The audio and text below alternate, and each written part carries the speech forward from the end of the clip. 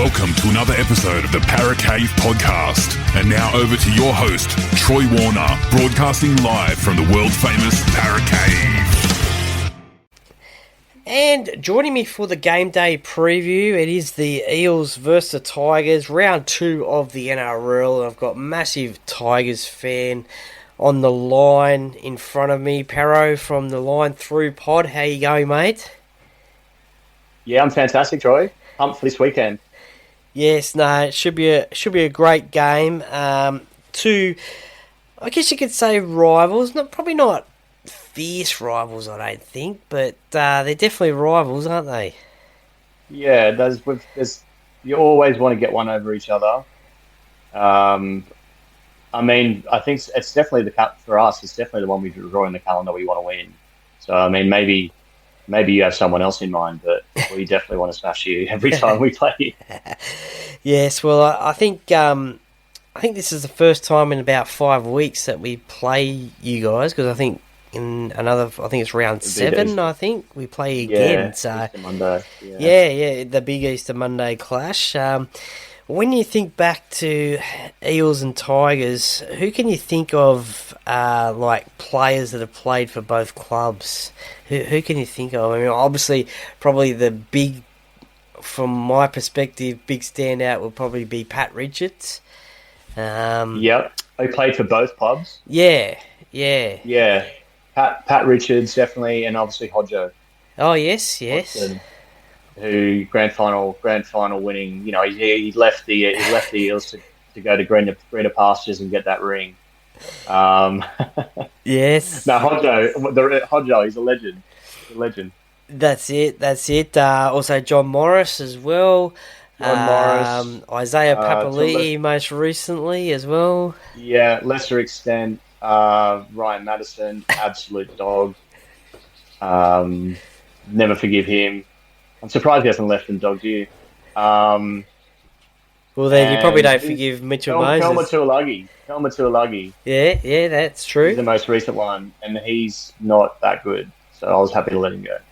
Well, yeah, I mean, obviously not that good because he's not playing this week. He got hooked last week against the Storm and not playing this week. So, yeah, there's been a few players that have played for both clubs there.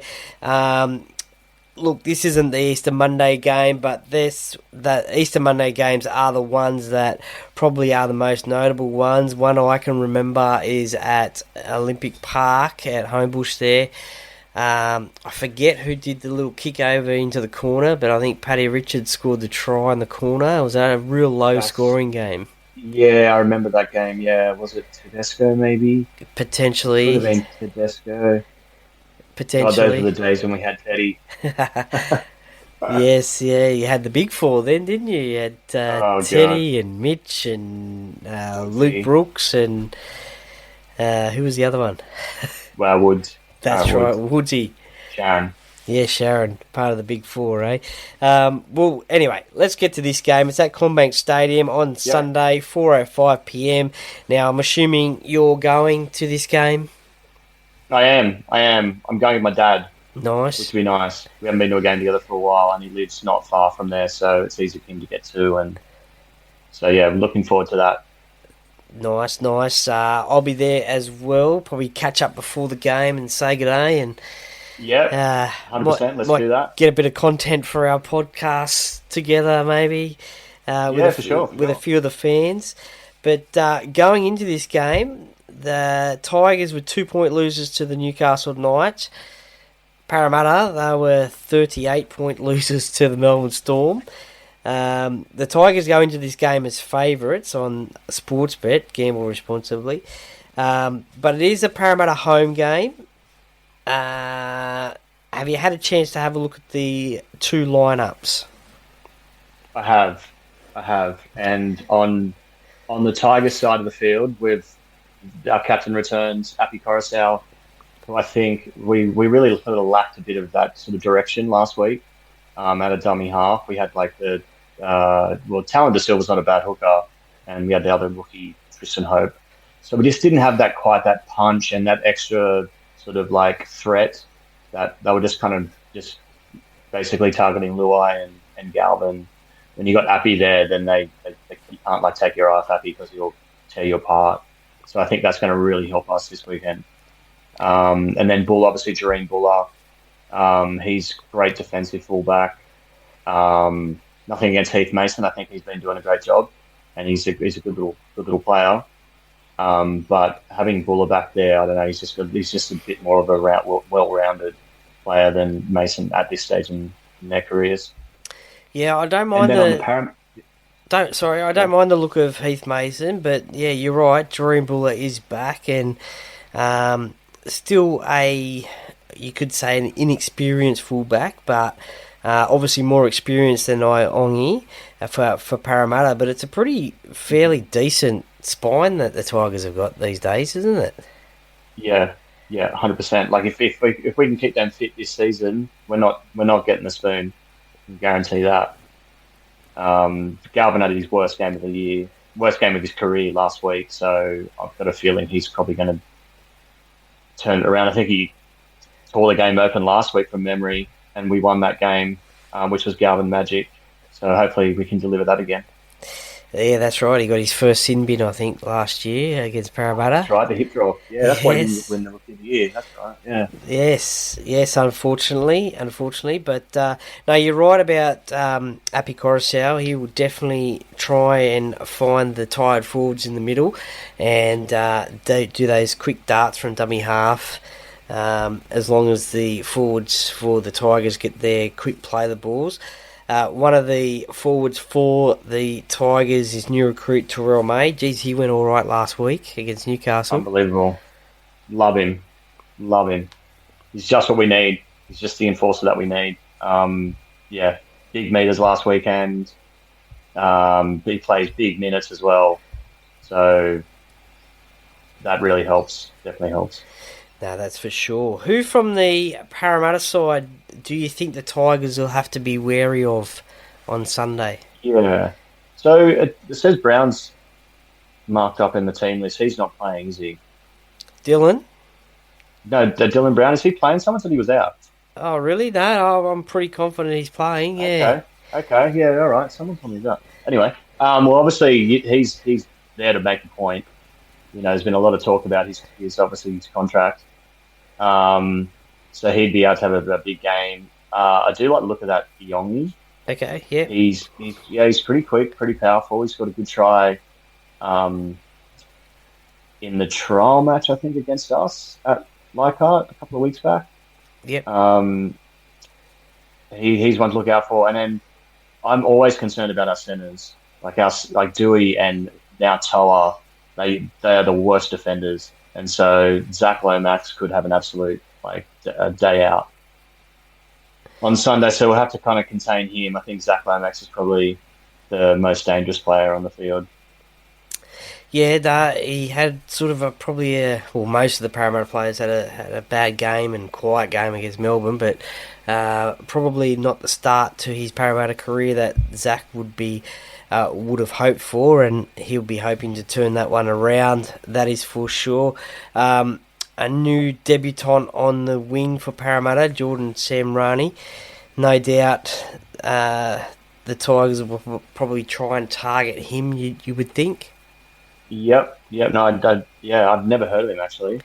Is he a bright prospect, or is it kind of like he is? I think he came across from the Bulldogs, and hearing from fans of the Bulldogs, they were saying that people around the club were disappointed that he left the Bulldogs to go to Parramatta. Yeah.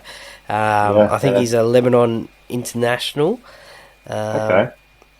But yeah, no doubt you'd have to think that Luai would be probably targeting him in the crossfield bombs.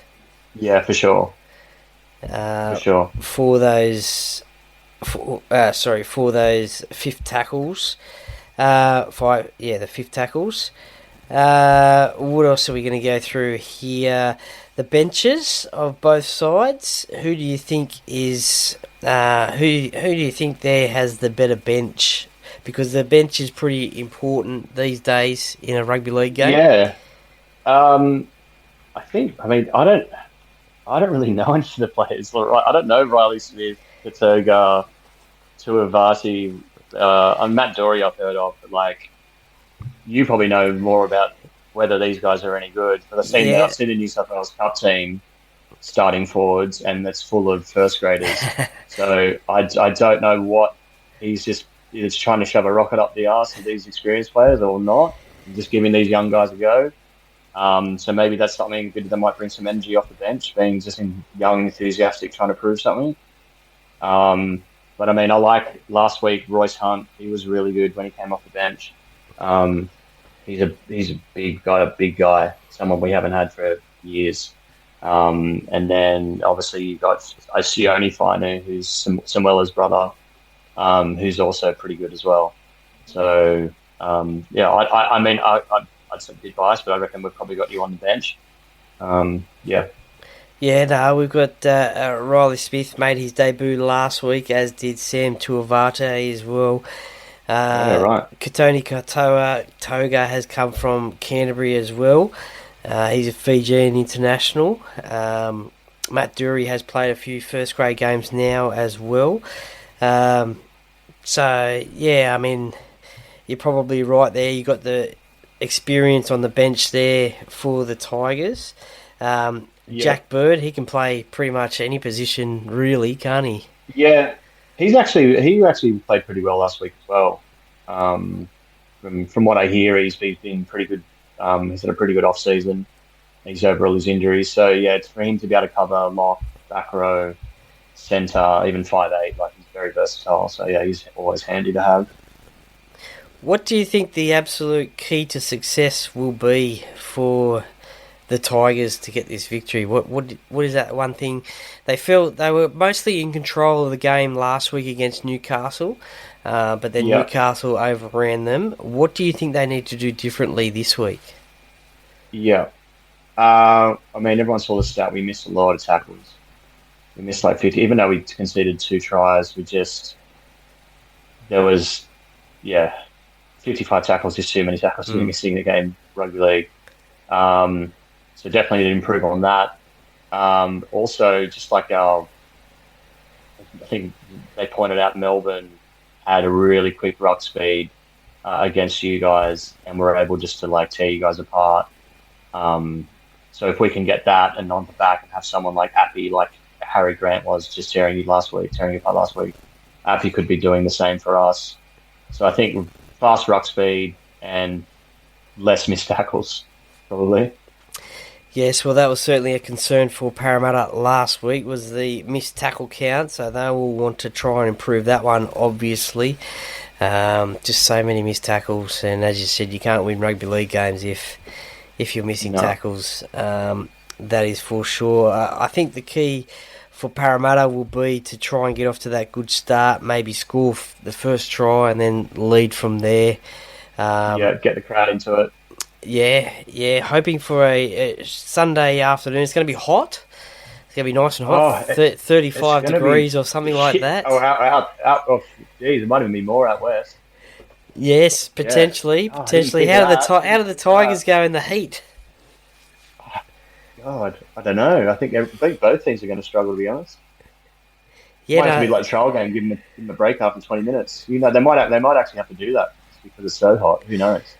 Yeah, that is very true. That'll be interesting to see what actually happens there. But as I said, I think it's going to be about 35 degrees, so it's going to be nice and warm. Hopefully, the sun not in your eyes. Well, yeah, that's it.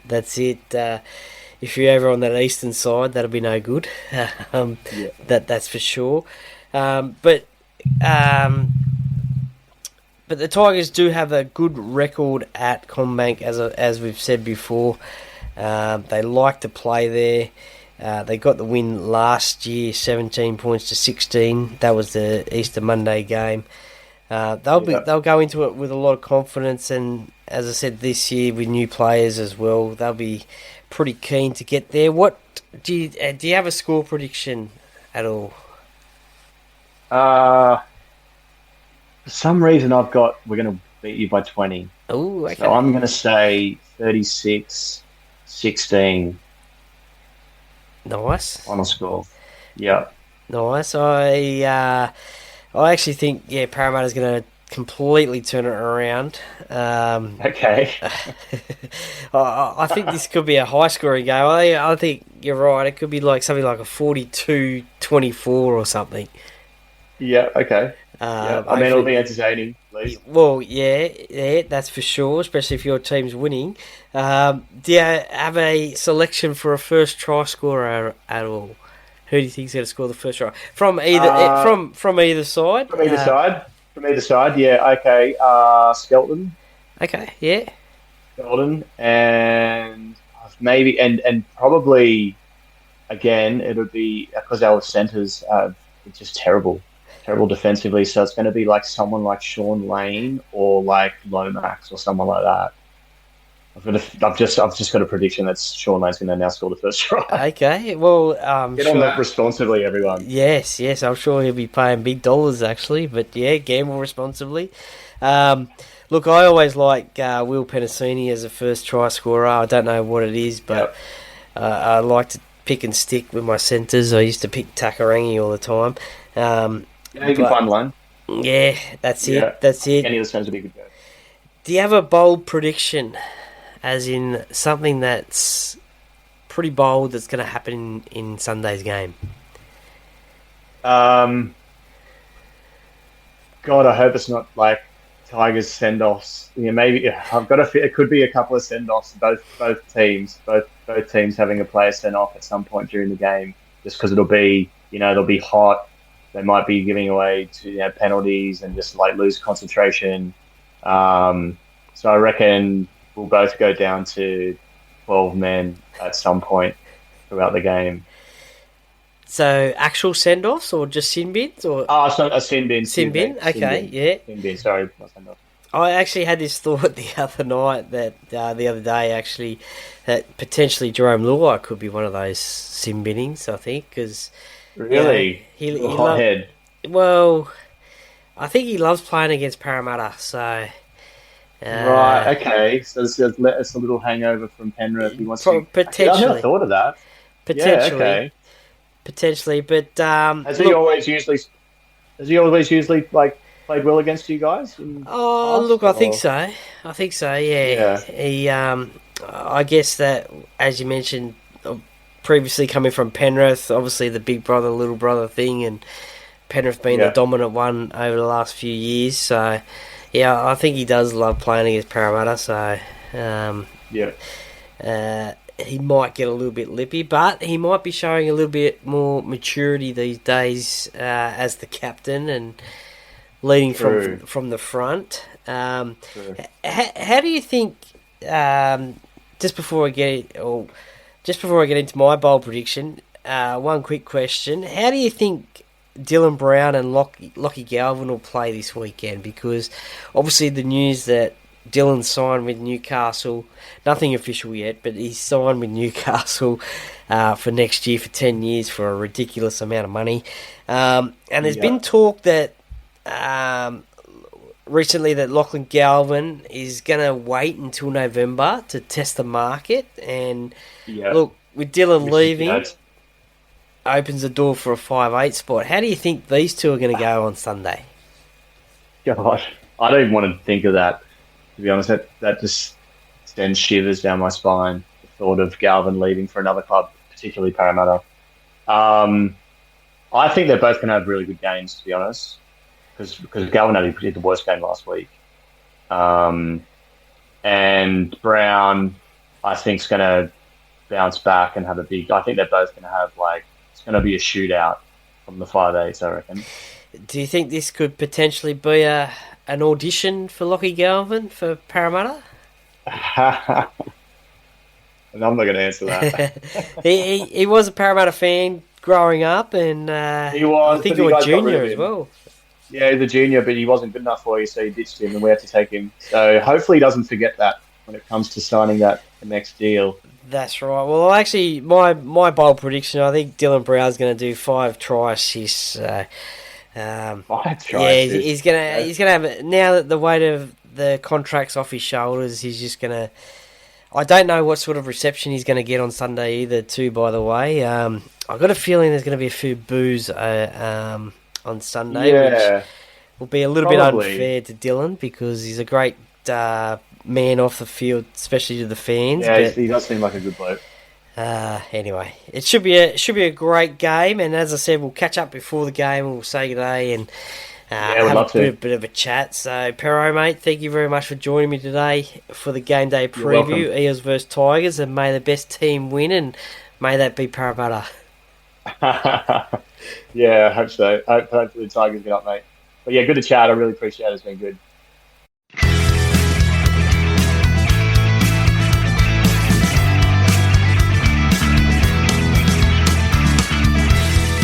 Thank you for listening to another episode of the Paracave Podcast.